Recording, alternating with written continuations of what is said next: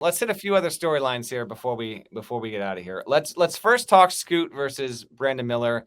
That was a roller coaster ride. It was going to be Brandon, then it was Scoot, and then it winds up being Brandon Miller. I think Scoot is going to be the better NBA player. What about you? Like, how about this? I'm going to give you a few options. You tell me what you think is the most likely. Mm-hmm. Option A, Brandon Miller and Scoot are both busts. Option B, Brandon Miller and Scoot both hit. And we are going to define hit as both make multiple All-Star games. Okay? A is both busts. B is both hit. Option C, it goes the way the draft order. Miller hits, Scoot is a bust. Or option D, Scoot hits, Miller is the bust. Which of those four options would you choose? I believe in both of them. I think both of them will at least be a one-time All-Star. I believe in both of them. But I will say, I always thought Brandon was a better fit with LaMelo. But, and I think you're reporting back this up. I saw, like, you talked to 10 people in the NBA. 7 of them said they'd take Scoot over Brandon. Mm-hmm. I think that's the majority opinion. I think most people think Scoot's ceiling is higher, but Brandon is better with LaMelo. And Brandon has, like, there's just no scenario where Brandon Miller is not a useful NBA player, other than injuries, of course, and off-the-court issues, if those were ever to arise. But the list is starting to pile up at this point. Okay, yeah. And I should say, rather than make a joke about that, most of the intel that came back through the vetting process was that he's a young man who made a terrible decision that led to that played a role in a tragedy. But most people don't think he's a bad guy. You know, I don't know him. I've never met him. But most people don't think he's a bad guy. And I will say it's only an on the stage interview with Monica McNutt, but man, his parents seemed awesome and he seemed great. And, you know, I can understand if you're Charlotte, how you can get past that. The intel coming back seemed to be terrible decision, but not a bad guy, just somebody who made a bad decision. So I struggle with it. Every time I wrote about this, I said, I usually just say take at number 2, just take the best player available, regardless of fit, regardless of positional need. But I sort of lean towards take Brandon Miller here because I do think you've already got your franchise point guard. And I know Scoot and LaMelo can play together because great players can play together, but it's not perfect. And both of them probably need the ball in their hands unless you want to put LaMelo on the wing and let him be a catch and shoot guy, which he can do, but he's more gifted than that. He's an all-star level point guard. So I think I would have taken Brandon Miller because, again, just tell me he stays healthy and stays out of trouble. He's a 6'8", 6'9" athletic shooter. Forget about it. Have you, like, I work for a franchise that's been trying to get one of those guys to trade market, like, since the trade deadline. They're not available unless you're willing to put 4 first-round draft picks on the table. Like, you cannot go get... Hold on. First of all, Wi-Fi still there, still a little choppy. Can I just... And you do work for the franchise, but the way that my guy just laid that out was like he was in the war room tonight. Oh, no. I've been trying to for 6 months, and I just can't make that happen. Oh, no. Let me be clear. I don't even the franchise I work for. No, I don't even talk to those people. Okay, let me be clear. I don't even talk to them. All right, trust me. If I would have talked to them, they would not have taken who they took at 45 tonight. Okay, so they don't. Not only am I not involved in these conversations, they don't care what I think, and that's probably smart. Did I tell you how down I was on Franz Wagner? My point is this. Athletic wings with size, Mikal Bridges, Dorian Finney-Smith, OG Anunoby, they're not available. You can't get these guys. And Brandon Miller is one of those guys at worst. At best, he's a perennial all-star. So I get why Charlotte did what it did, but it is interesting because most people do think that Scoot's got the higher ceiling. And then obviously the interesting thing in Portland is Damian Lillard has all but told them trade the pick or else, and they decided they're going to execute the pick. They took Scoot Henderson, and so the next thing is probably going to be, I would assume, a Damian Lillard trade of some sort. Back to my thing about Coulibaly. and how it's a little similar to a player getting hot in the NCAA tournament and then everybody falls in love and he goes way higher than he otherwise would have went.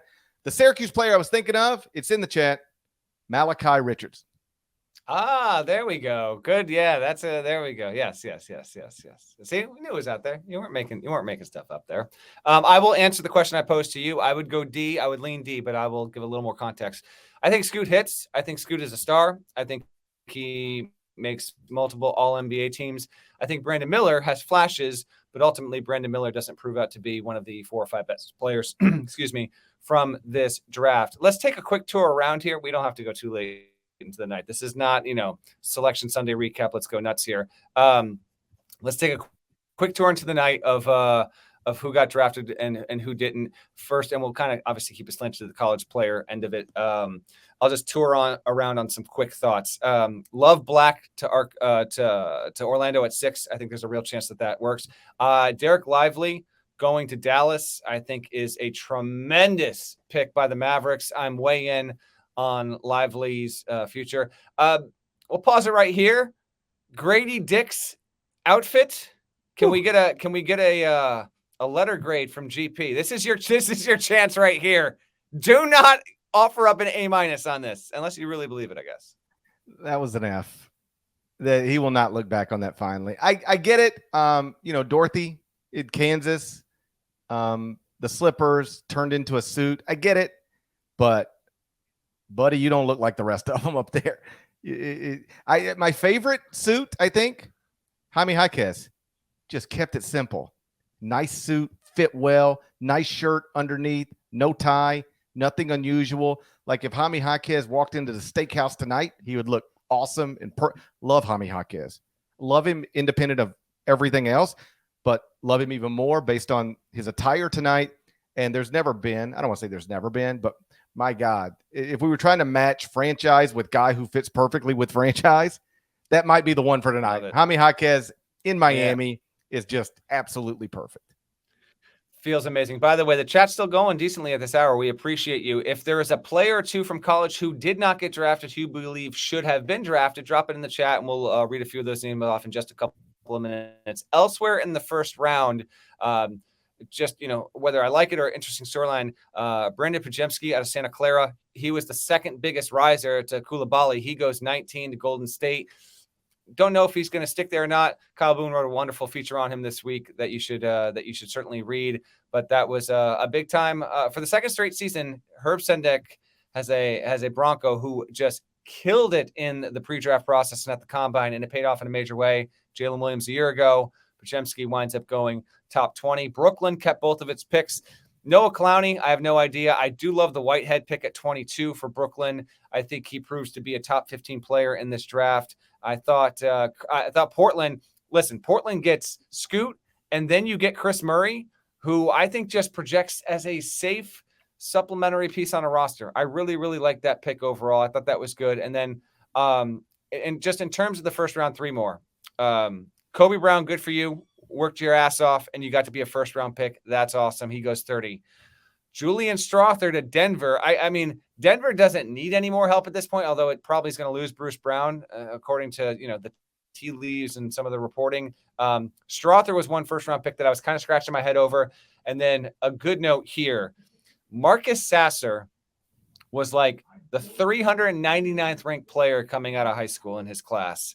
And undersized, but competitive as hell, always gave all effort on defense, just did not take moments in games off, let alone games off. And this dude played himself into being a top 25 pick. It's freaking awesome, man. Like, Jarris Walker was always going to be the higher drafted choice. We get that. But Marcus Sasser had a second grade on him for a lot of teams and a lot of projections. Nah, he goes top 25. That's an awesome personal story. It's an awesome NBA draft story. It's an awesome college basketball story to see a guy like that at his size, who's almost certainly probably not going to be a full-time starting point guard in the NBA, but he will make it. He has got a chance. He can be, he can be like Javon Carter out of West Virginia. He can be a guy that will earn a paycheck for years and years to come. That was a really cool thing. For you, anything else in the first round, storylines, picks, otherwise that stands out, GP? No, I I'm glad that Sasser went in the first round. I always had him projected that way. I know his limitations, like he's small and he's not really a point guard. But I just think guys like him can play, and I think he'll find a home in the NBA. He'll be in that league for a little while. Strother is somebody that I did not have as a projected first rounder, but I almost put him there.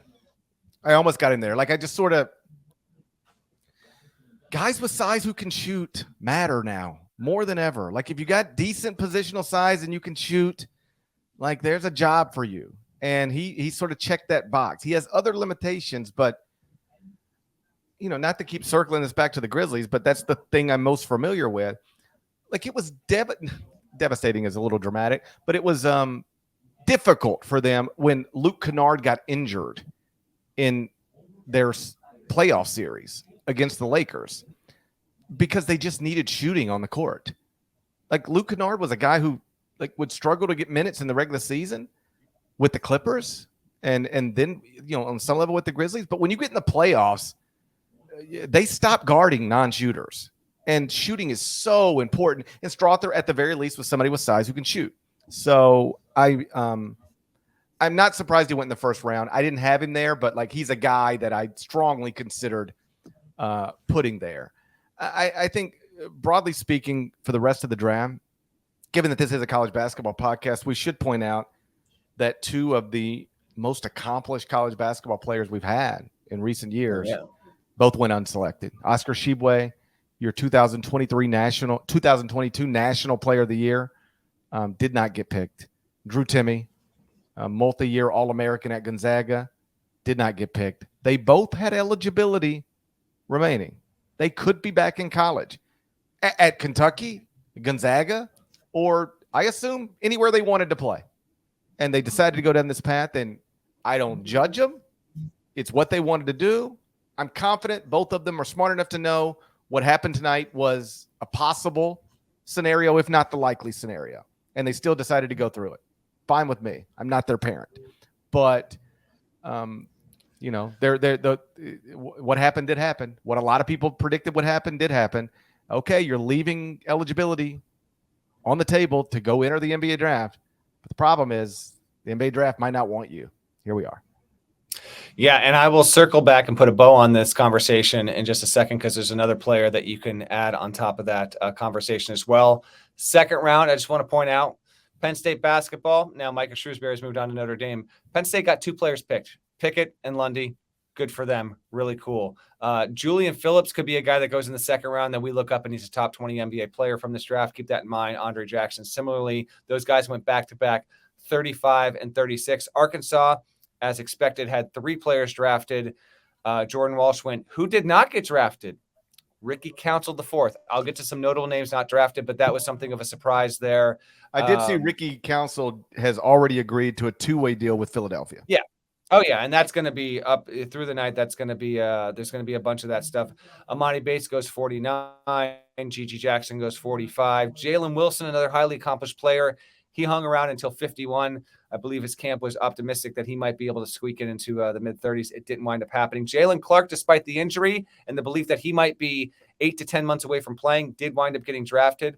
Love this stuff. Jalen Slauson out of Furman goes 54. That's really cool. Miami on the heels of making the Final Four. Isaiah Wong, who I love as a potential top 30 guy in this draft, he goes 55. Jordan Miller went 7 spots before. He went to the Clippers at 48. And then Trace Jackson Davis, just as we were getting this podcast rolling, he tweeted out, I don't have it up in front of me, but it was something to the effect of, so many of you are going to regret this, because he was just lingering. He goes 57, the penultimate pick in this draft.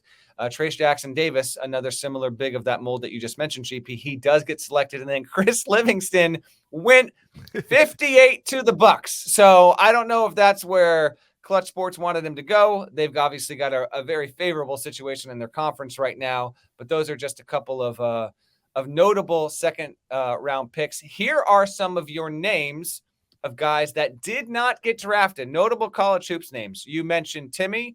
You mentioned Tshiebwe. The Final Four most outstanding player, Adama Sanogo, went undrafted.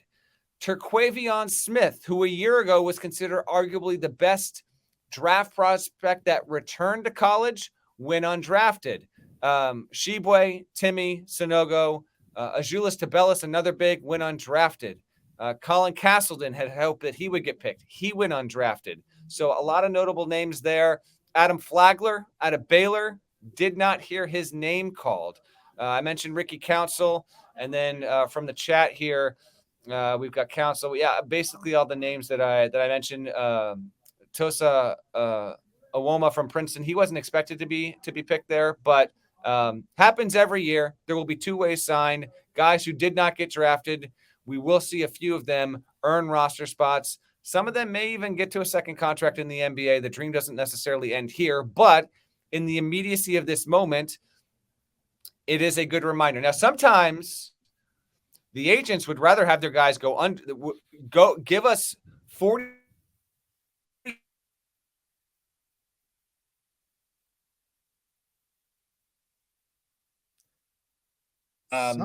This is, right here, it is the wake-up call. There were 58 spots instead of 60 this year, and your name was out there.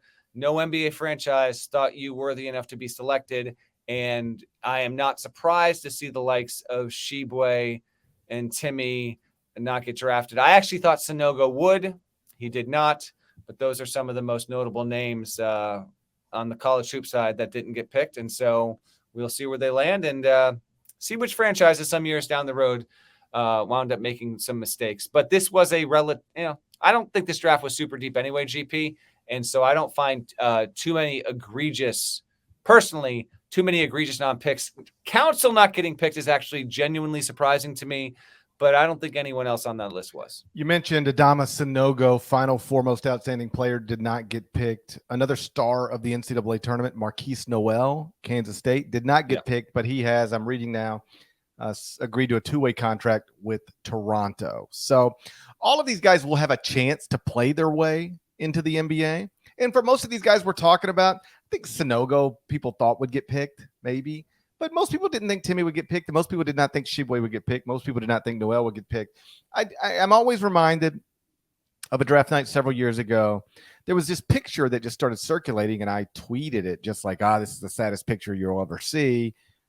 Christian Wood realizing he's not going to get picked. And he's in a suit, and he's at a party. Yeah. He got dressed up for the night. And the picture is him just sitting in a chair with his head in his hands. He's just clearly like disappointed, upset. I don't want to get inside his head, but the picture is worth 1,000 words, I think is the cliche. And every once in a while, somebody will retweet that because like he's turned into a real NBA player. And so if I am Drew Timme, Oscar Shibwe, or any of these guys, or somebody who cares about any of these guys, or close to these guys, I'd show them that picture, and then I'd show them what Christian Wood's contract situation looks like. And then I would remind them that the Miami Heat was using like 5 undrafted players in the NBA Finals this year. It's not over. It's not easy. You're going to have to play your way into the NBA. A lot of these guys tonight got drafted on nothing but potential, and they'll be on NBA rosters because people think they can be great, even if they haven't been great yet. These guys we're talking about have been great, but people don't think they can be great at the next level because of athleticism limitations, height limitations, whatever. Now you have to go prove to them that they were wrong, and they'll have every opportunity to do that.